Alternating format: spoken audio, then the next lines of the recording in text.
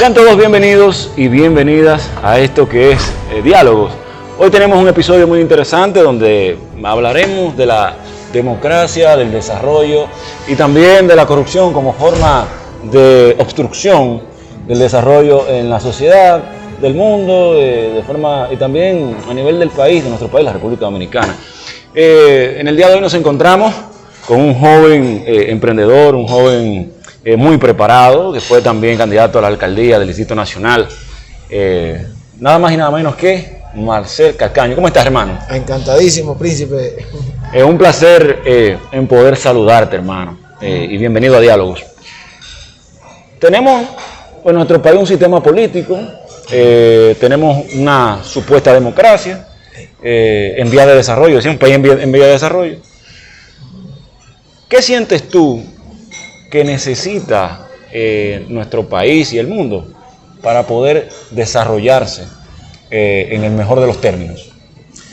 Yo creo que lo principal sería la voluntad, el deseo de hacer las cosas bien, que debe de predominar en el colectivo, para que todos pongamos de nuestra parte y nuestro país, que como claro tú mencionas, es en vía de desarrollo, algún día pueda consolidarse como un país plenamente desarrollado, un Estado de Derecho que le garantice a todos los ciudadanos los servicios mínimos básicos para poder avanzar y perseguir la felicidad. Excelente. Entonces, básicamente tenemos un país donde hay un proselitismo agresivo en el país. Correcto. Incluso aunque no estemos en tiempo de campaña, los políticos hacen distintos movimientos y manifestaciones para ellos proponerse como una opción al pueblo. La gente ya no cree en los políticos. ¿Qué tú entiendes que debería pasar en nuestro país para que la política en sí sea tomada en serio y se puedan generar grandes cambios? Lo principal que yo entiendo que debe de suceder es que jóvenes valiosos, así como usted y mucha de esa audiencia, todos esos cibernautas que le sintonizan a usted, comiencen a involucrarse en los quehaceres políticos, pero deben de hacerlo con un sentido de integridad, de coherencia, de respeto y sobre todo apegado a los preceptos duartianos. ¿Por qué? Porque Duarte, cuando creó este país, o por lo menos su proyecto de constitución, estableció muchos principios que son valiosísimos, que se han ido perdiendo a lo largo del tiempo, que es lo que lleva a los políticos tradicionales a llevar nuestro país quizá por un mal sendero. Pero entiendo que si hay una juventud, hay una generación que se empodera y que decide hacer la cosa bien, todo puede cambiar. En torno a eso que tú mencionas, de que hay algunos políticos que ya comenzaron a hacer campañas políticas, verdaderamente eso está bien. Ahora mismo estamos todos en un proceso de reestructuración de los organismos partidarios y es lo propio de los políticos. Y en segundo plano, cuando usted menciona de que ya no se creen en los políticos, yo creo que no se creen en los políticos falsos, pero creo que se puede hacer algo distinto, presentando nuevas propuestas que sean íntegros, de una sola pieza, no dos caras. Usted tiene que ser real. Entonces podríamos decir que ante toda esta debacle y toda esta crisis que tenemos, República Dominicana es un país feliz. Yo entiendo que sí, según indican las estadísticas mundiales, porque sabes que las estadísticas de acá son un poco amañadas, pero sí, República Dominicana cuenta con muchos indicadores de felicidad. Incluso aunque nosotros como país quizás no hemos podido satisfacer las necesidades básicas, hay países que sí la pudieron satisfacer y la estadística arroja de que son más infelices que nosotros. Creo que es un pensamiento en el pueblo dominicano, de que somos un pueblo que aunque a veces no tengamos un peso en los bolsillos, gozamos y amamos nuestro país. Exactamente. Y hay un sentido de solidaridad también. Los amigos hacen que se refuercen esos vínculos y por eso sociológicamente la República Dominicana cuenta con un sentido de chercha, de alegría y mañana trabajo temprano. Claro. ¿Cuáles medidas tú entiendes que se pueden tomar para mejorar a nivel institucional, a nivel colectivo, ya con política de alto impacto, nuestro país? ¿Qué se puede hacer? O en el mundo también, vamos a generalizar para todas las personas que nos ven. Bueno, yo entiendo que lo principal es la educación.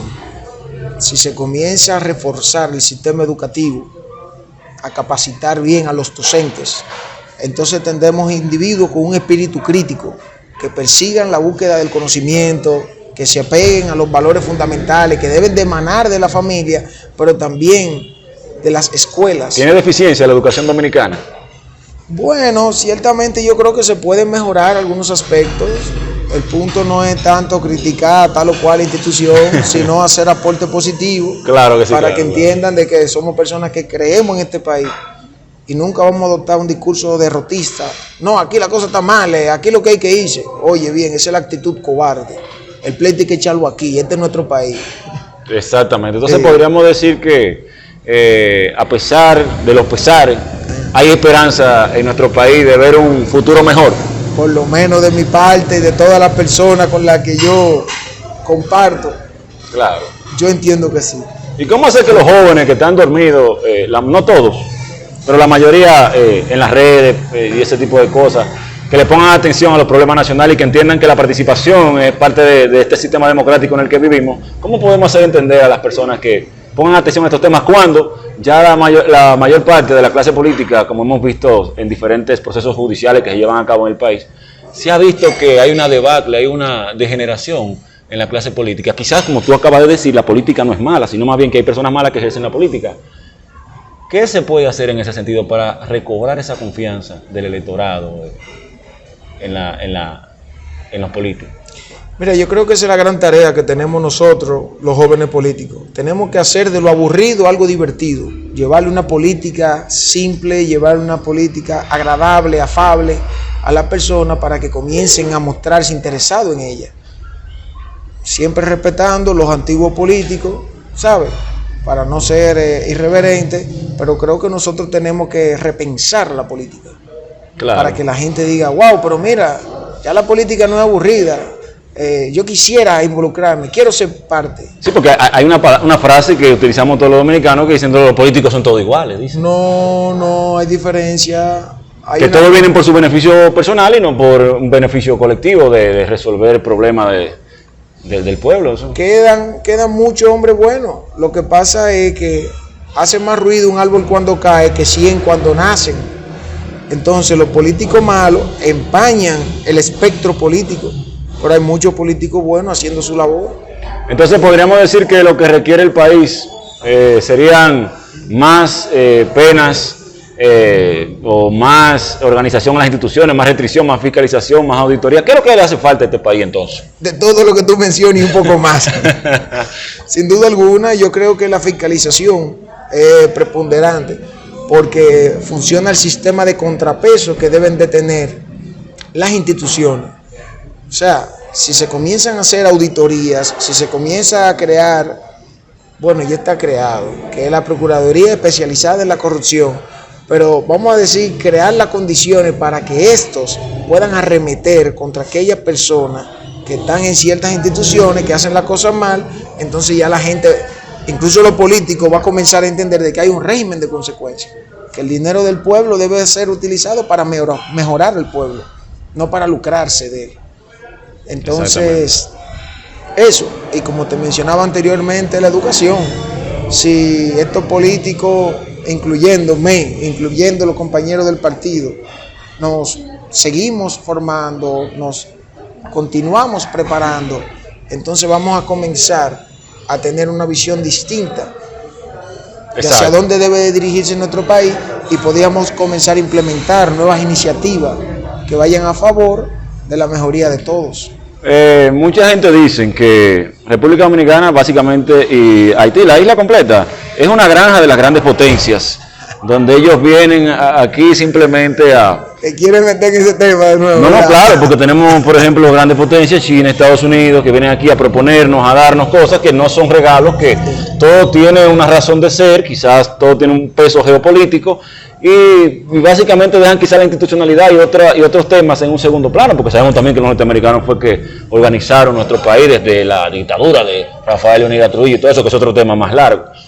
Pero en sí, ¿cómo tú ves a República Dominicana con relación al tema geopolítico? ¿Qué posición tenemos nosotros en el mundo? Sin hablar de pizza, porque salimos ahí como los peores, los más burros, los más maleducados entre los países menos educados del mundo. Mira, es bueno recordar que la República Dominicana es un país libre e independiente de toda potencia extranjera o que se hunda la isla, según lo establecen los preceptos bajo los cuales se fundó esta nación. Ahora bien, te comentaba anteriormente de que cuando esas grandes potencias hacen supuestas donaciones, que no son donaciones, siempre persiguen algo a cambio, se la hacen a nuestros representantes, que vendrían siendo en este caso los políticos de turno. Hacen contribución económica, la cual no se beneficia el pueblo dominicano. Porque yo nunca he visto un peso de eso, ¿usted lo ha visto? No, claro que no, claro. Y ninguno de esa audiencia que nos sintoniza creo que se ha beneficiado de ello.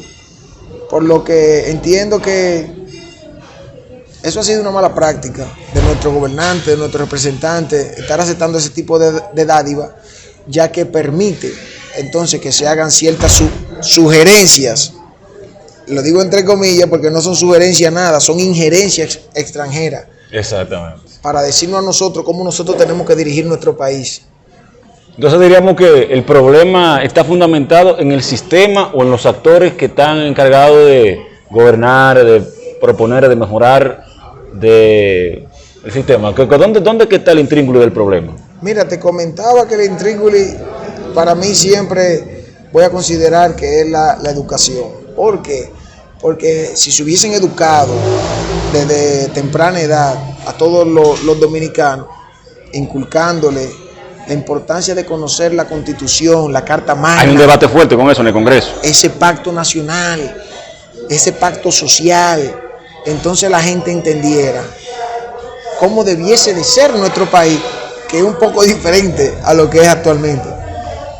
Es muy diferente, damas y caballeros. En la Constitución se habla de un Estado de Derecho, con contrapeso entre los diferentes poderes del Estado, que no necesariamente se lleva a cabo. Entonces, por eso creo que vuelvo y caigo en la educación.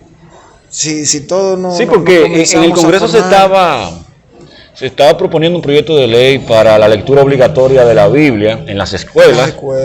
Y yo entiendo que más que ser la Biblia, el primer libro debería ser la Constitución que se leyera en las escuelas. Entiendo que sí, en las escuelas. Porque aunque yo me he leído la Biblia y yo, bueno, sí, porque ando con un crucifijo, yo creo en la religión, creo en Cristo. Quizá hay personas que pertenecen a otra corriente religiosa y yo creo que se debe de ser respetuoso en cuanto a eso. Ahora se le puede explicar la importancia de toda la sabiduría que abunda en la Biblia, pero creo que ya eso debe de ser opción de cada quien. Sí, porque entonces entraríamos en contradicción con lo que es el libre culto. Y el Estado laico que somos nosotros. Exactamente. Por eso entiendo que... Entre comillas, porque también hay que decir que la Iglesia influye mucho en las decisiones del país. Desde cuando se firmó el concordato con el Vaticano. Que lo hizo Trujillo, pero tenemos que recordar que usted puede influir, pero claro, no debe de imponer. Exactamente. Es como el debate actualmente con la vacuna. Claro, oye, tú puedes influir a que la gente se vacune, pero tú no puedes imponerle que la gente se vacune. Claro que sí, claro. Quizás como quiso hacer ahora el Ministerio de Salud con una resolución la cual básicamente obliga o restringe la libertad de movimiento de los ciudadanos en el territorio, entre otras restricciones de derechos indirectamente para que se obligue a la persona a vacunarse y básicamente no estamos obligados, no es constitucional, pues ya hay un tratado de bioética. ¿Qué tú piensas al respecto? O sea, ¿aquí se respeta la Constitución de parte de las instituciones o aquí la utilizan como papel de baño en algunas instituciones de la Constitución? A veces la Constitución dominicana es vulnerada y creo que eso se debe a una falta de empoderamiento de la sociedad. ¿Por qué? Porque lo hemos visto reiteradas veces como algunos mandatarios intentan modificar la Constitución con la única intención de optar por la reelección. Pero ¿qué sucede? Que cuando el pueblo se levanta, entonces eso no sucede. Y eso mismo debiese de suceder en todos los aspectos de la vida pública. Exactamente. La Constitución debiese de ser respetada cabalmente, pero a veces deberíamos ser esclavos de la Constitución. Yo entiendo que no esclavo, pero sí todo apegarnos porque es que esas son las reglas de este juego. Exactamente. Entonces, si todos nos apegamos de igual forma, tanto las autoridades como los ciudadanos, entonces sería mucho más viable la coexistencia como nación. Exactamente. Entonces, básicamente, sería entonces que le enseñaran en las escuelas la Constitución, en la escuela, ¿verdad? Se empoderara la ciudadanía, entendiera cuáles son sus derechos y sus deberes, y por tanto tendrían las herramientas para reclamarlos. Exactamente. O en su consecuencia, acatarlo. Exactamente. ¿No crees tú que la Constitución de nuestro país, sus derechos fundamentales, derechos políticos y deberes, supera lo que puede ofrecerle el Estado al ciudadano? No necesariamente, porque lo supera es cuando hay políticos que hacen un mal uso de los recursos públicos. Entonces el dinero... Sí, pero nos dice la Constitución derecho de trabajo, y no hay trabajo. No hay trabajo porque... Derecho de alimentación, entonces a veces al pueblo... Por ejemplo, no hay trabajo para algunos jóvenes, porque una gran parte del pueblo dominicano, gracias a Dios, tiene un trabajo, pero quizás no hay mayores ofertas por la sencilla razón de que los gobernantes a veces no han desempeñado bien sus funciones de ser un árbitro para que el sector empresarial, el sector privado pueda desarrollarse, pueda seguir expandiéndose y creando nuevas fuentes de empleo. Muy por el contrario, a veces tenemos instituciones gubernamentales que lo que hacen es procesos burocráticos que entorpecen el desarrollo de la actividad económica, que me ha sucedido a mí. No lo menciono aquí para no llamarle la atención a unas cuantas instituciones, pero me ha pasado. Uno va con proyectos lindísimos, miren señores, esto es así, vamos a generar tanta fuente de empleo y vamos a cumplir con el medio ambiente. Sí, espérate, ahora falta esto y ahora falta aquello, y tú dices, pero ¿por qué? ¿Por qué las cosas tienen que ser así? Exacto. Y son una de las principales razones por las cuales yo participo en la política, porque me di cuenta que quedándonos al margen, criticando y criticando, no se logran las transformaciones que necesita nuestra sociedad. Hay que participar. Exacto. Con decencia, con respeto, para poder desde ahí hacer los cambios. Exactamente, como debe de ser.